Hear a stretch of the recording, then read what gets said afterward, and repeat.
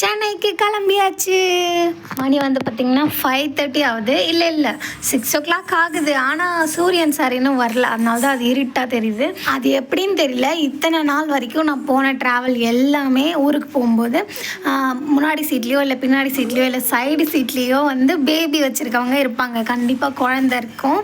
இந்த டைம் வந்து பார்த்திங்கன்னா இல்லை, வரும்போதும் இல்லை போகும்போதும் இல்லை. இப்போ இந்த டிராஃபிக் எதுக்குன்னா ஃப்ரண்ட்டில் ஏதோ ஆக்சிடெண்ட் போல், அதனால தான்.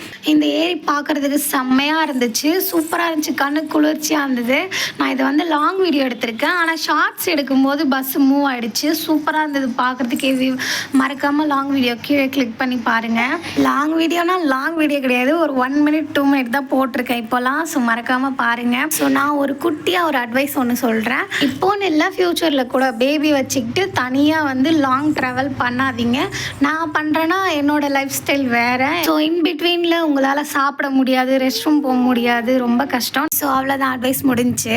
ஸோ நான் போகும்போது வந்து பார்த்திங்கன்னா ஒரே ஒரு குட்டி ஸ்லிங் பேக் தான் எடுத்துன்னு போனேன். இங்கே பாருங்கள், வரும்போது இவ்வளோ பெரிய கட்டப்பை, அதை தூக்கி பார்த்திங்கன்னா தான் தெரியும் அதில் எவ்வளோ தூரம் இருக்குதுன்னு. செம்ம வெயிட், என்னோட ஹஸ்பண்டாலே தூக்க முடியல. அவரை சமைச்சு வைக்க சொன்னால் அவர் டயர்டாக இருக்குது, என்னால் முடியலன்னு சொல்லிட்டாரு. நான் போய் சமைக்கிற அளவுக்கு எனக்கும் எனர்ஜி இல்லை. ஸோ ஒரு குஸ்கா வாங்கி சாப்பிட்டோம். Okay, bye, love you.